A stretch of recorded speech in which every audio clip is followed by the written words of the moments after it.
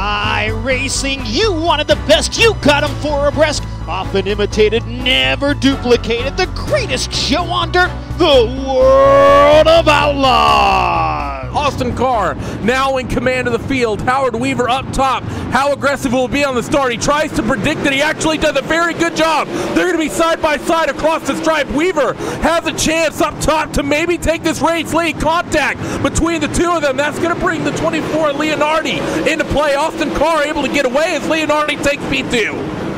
Yeah, absolutely. Great start here, and especially from the mid-pack. These guys are all around each other, beating and banging. Drew Hirschgoes found himself a rear quarter panel gone from Randall Carter, and James Edens there as well. And these guys have had a great start. And yeah, if you're Howard Weaver, you had a wonderful start, but you know what? You knew you were going to get that overspeed going into one. He's already working on Zach Leonardi. He hasn't slowed him down at all, and you got to remember Bergeron there is also keeping his eye on it, and Matt McKinney seems to have cleared as well. So everyone just about single file, at least in the front 10.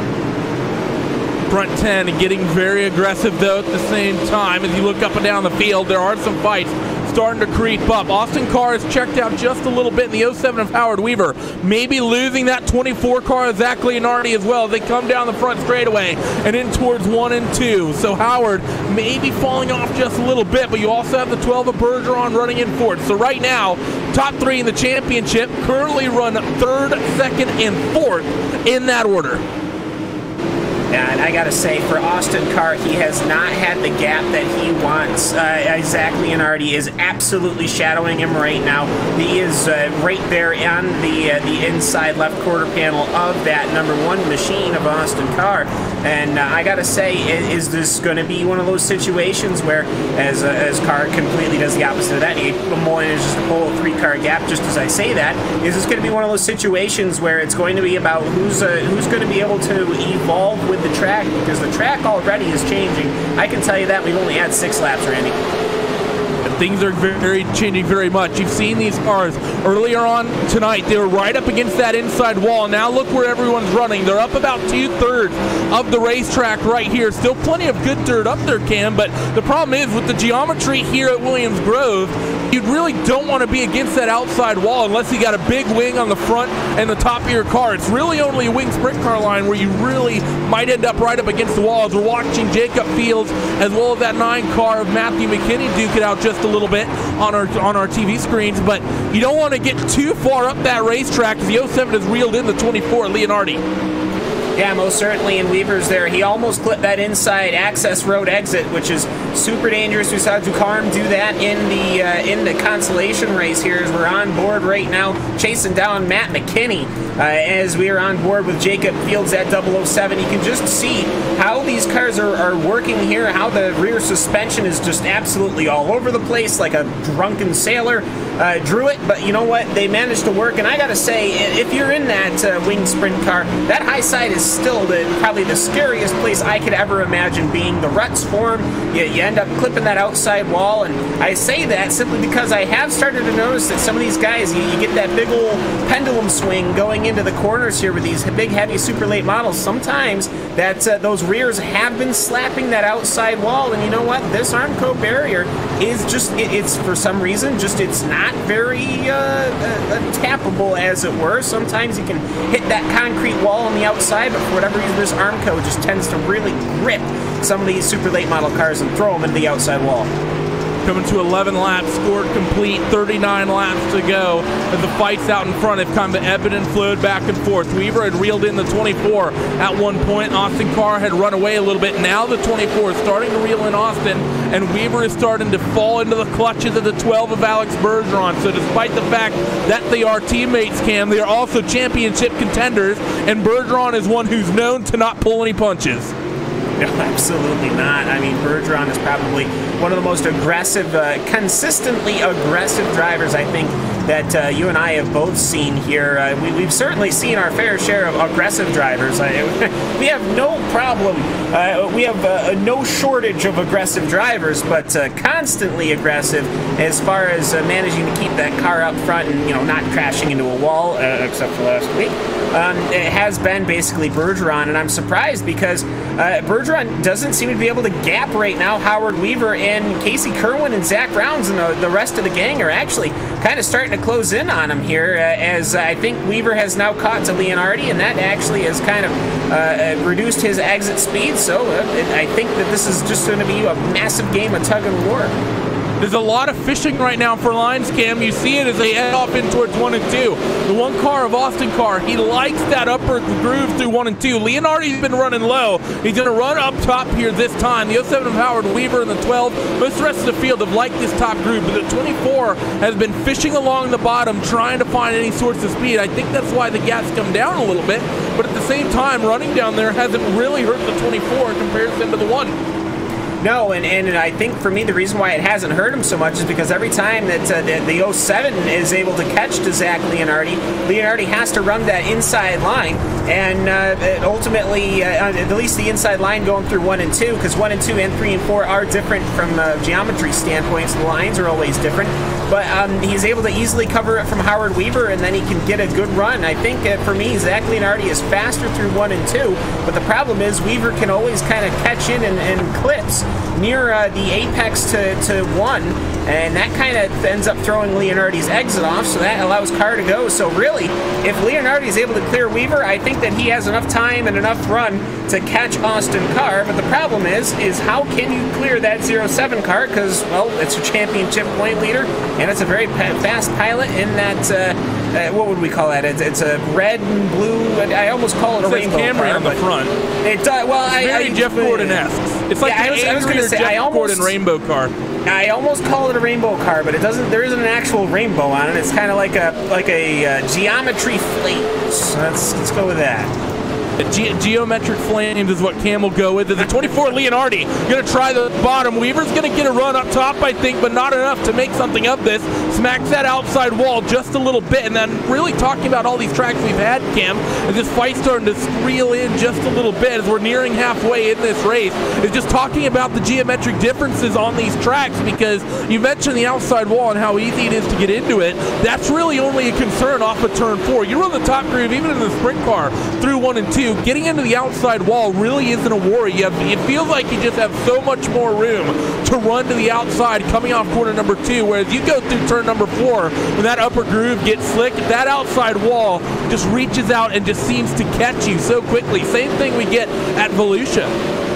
Yeah, and I think if we do one of those patented rear camera angles off of, say, Austin Carr's machine, that number 1 machine here, I can actually show you exactly what you're talking about here, because you're here with Austin Carr, you're riding that number 1, you're coming off the exit corner 3 and 4, and what ends up happening is we're watching a great battle between Matt McKinney and the number 26. I believe that's Drew Hirchko, perhaps. Yeah, Drew Hirchko is there, and he actually slides out, and he doesn't get the position over Matt McKinney, but there you go. So you can actually see kind of how the track comes off on the exit to 1 and 2 as he's coming through right now. And actually, you know what? I think my camera feed just might be that far behind it. That is not helping my explanation here. But anyways, the exit to corner number 1, it's wide and flat, where they have kind of an access road.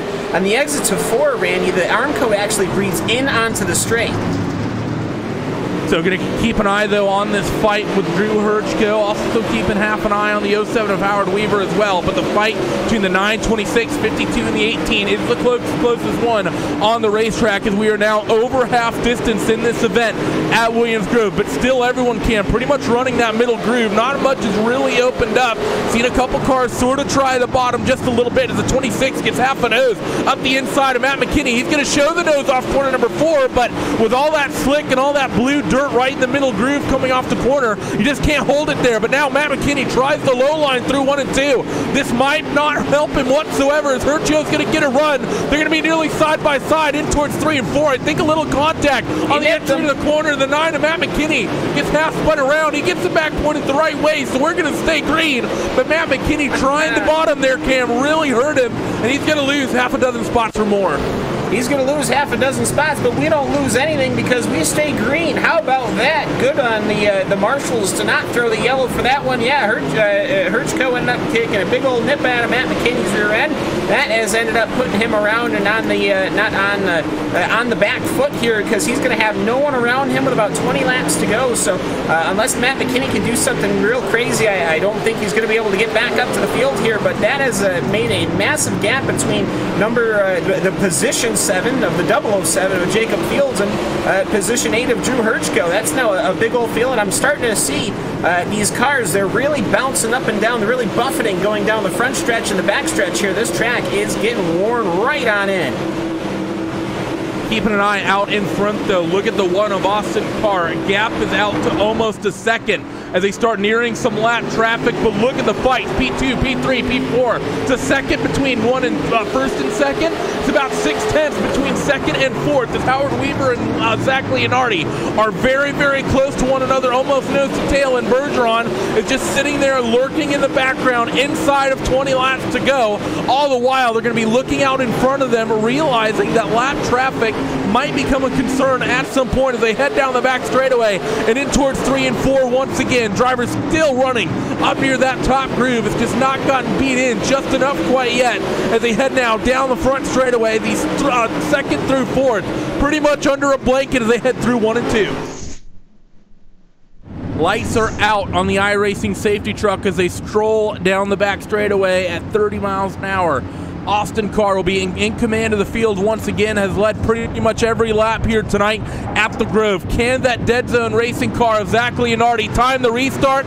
I don't think so, but he's not going to be too far back as they scream down the front straightaway, nose to tail for first. Third and fourth is going to be side by side between Bergeron and Weaver. A little bit of contact to the 14 of Casey Kerwin as well, but Bergeron able to hold on. I am so impressed these guys have been able to make it at least through quarter number 1, because let me tell you, it is so easy to start spinning cars, especially when they are not on full suspension. As one car almost looking to spin out way in the back, no, he sorts that out.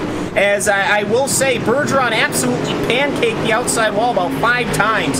Just tap, tap, tap, tap, tap on that start. And now here comes Howard Weaver. I think he just gave Leonardi a punt. He's going to go up the track. These guys are almost taking the 410 wing sprint car line on the exit of 4.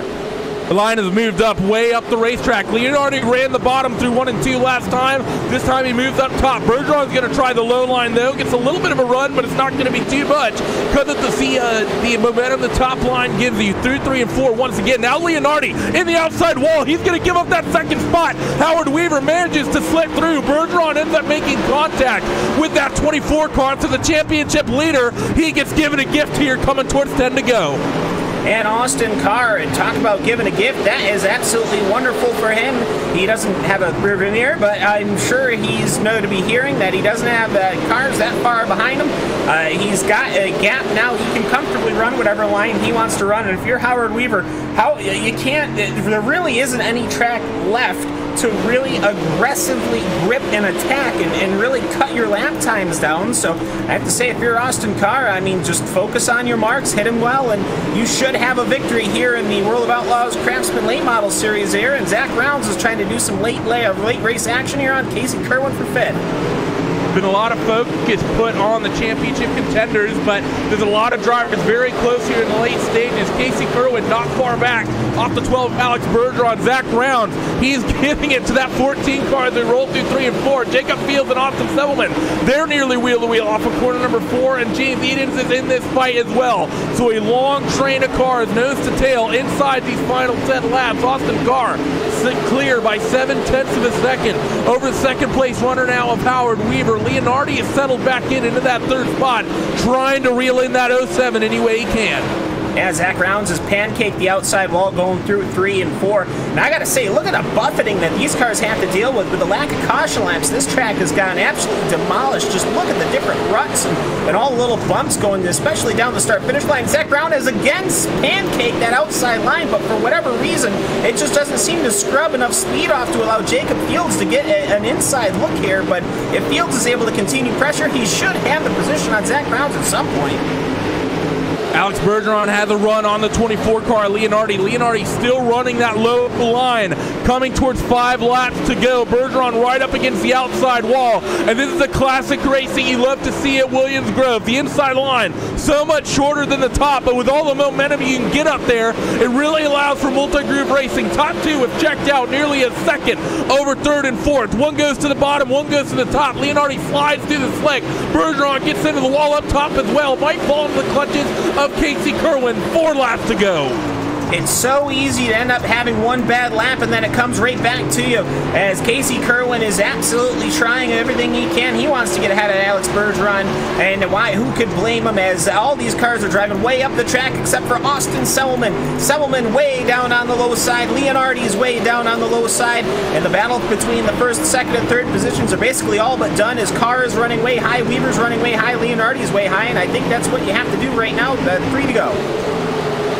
2 laps left is what we're coming to. The 12 of Alex Bergeron is really the first fight on the racetrack. He's either fighting with the 24 Leonardi or the 14 of Casey Kerwin. Leonardi gives up just a little bit on the exit of corner number 4, so this fight for third might just heat up in the closing stages of this race. So they scream down the back straightaway for the penultimate time. That 12 car trying to reel him in, trying to get any advantage that he can potentially get to help himself in this championship situation. Nose to tail, coming to the white flag with 1 lap to go. Bergeron goes to the ultra low line. Leonardi sent right up the racetrack. They're going to be wheel to wheel for P number 3, but Leonardi able to pull clear. But out in front is going to be the 1 car of Austin Carr, who will take victory here this evening, and Leonardi is just going to be able to hold on to third.